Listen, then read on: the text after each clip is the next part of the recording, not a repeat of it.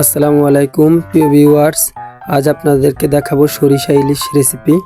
প্রথমে একটা ইলিশ মাছ নিয়ে নিলাম, এরপরে মাছটা ফ্রিজে ছিল তাই একটু ভিজিয়ে নিলাম। কিছু সরিষা ব্লেন্ডার করে নিব, বেটে নিব।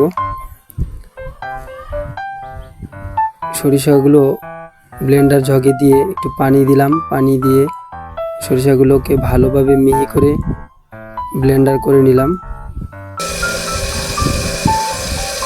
এরপর ব্লেন্ডার হয়ে গেলে সরিষাগুলোকে একটি পাত্রে ঢেলে নিব।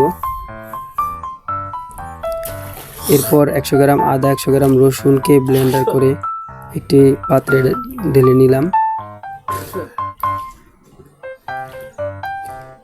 কিছু পেঁয়াজ ভালোভাবে পরিষ্কার করে কুচি করে নিব। কিছু কাঁচামরিচ 2 ফালি করে কেটে নিব।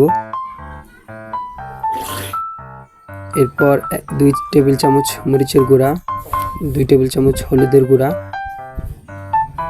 1 টেবিল চামচ ধনিয়ার গুঁড়া এবং 2 টেবিল চামচ লবণ। এরপর সব মশলাগুলোকে একেবারে প্রস্তুত করে রেখে চলে যাব মাছ কাটার পর্বে। মাছটিকে ছুরি দিয়ে এপাশ ওপাশ থেকে আঁশগুলো উঠিয়ে নিতে হবে।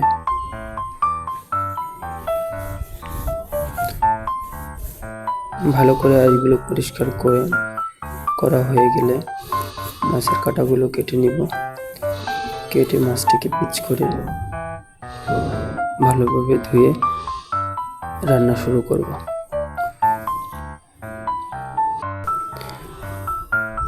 চলে আসলাম কিচেনে। চুলায় একটি কড়াই বসাবো। 1/2 কাপ তেল ব্যবহার করব। এই কড়াইতে আমি এর আগেও মাছ ভেজেছিলাম, তাই আর ধুইনি।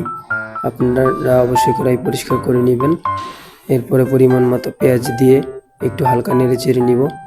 এরপরে আমরা কাঁচামরিচ ঢেলে দিব। কাঁচামরিচ দেওয়ার পরে একটু নেড়ে চেড়ে সামান্য আদা রসুনের ব্যবহার করব। এরপর নাড়াচাড়া করতে থাকবো। মোটামুটি মশলা হয়ে আসলে হলুদ মরিচের ব্যবহার করব। হলুদ মরিচ দিয়ে একটু নাড়াচাড়া করে আমরা লবণ আর ধনিয়ার গুঁড়াটা ব্যবহার করব। করার পর আমরা পরিমাণ মতো পানি খাওয়ার মগের 1/2 মগ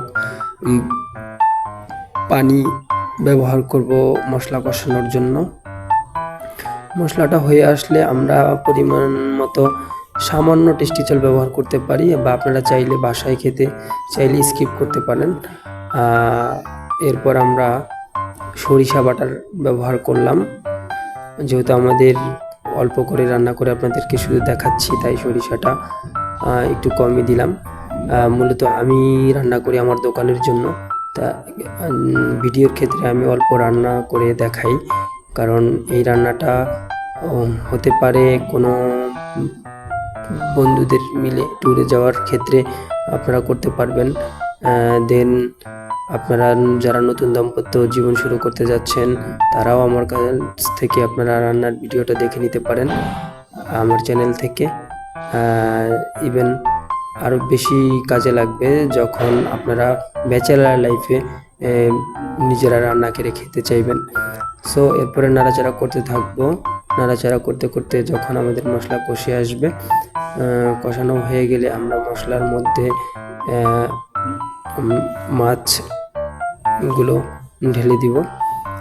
এক পিস করে মাছ দিব। মাছ দেওয়া হয়ে গেলে একটু হালকা নেড়ে চেড়ে নিতে হবে মশলা মাখিয়ে মাছগুলোকে।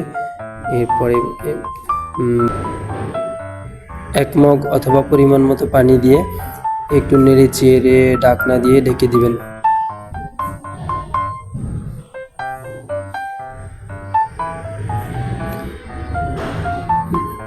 চার 5 মিনিট পরে যখন বলক চলে আসবে, তখন আমরা আরেকটু নেড়ে চেড়ে দেখে এরপর আবার ঢাকনা দিয়ে ঢেকে দিব, যেহেতু এখনো জল পরিপূর্ণভাবে শুকায়নি।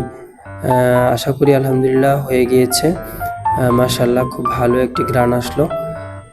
এরপর চুলা বন্ধ করে আমি সরিষা ইলিশগুলোকে একটি পাত্রে সংগ্রহ করলাম। এবার খেয়ে আপনারাই জানান কেমন হয়েছে।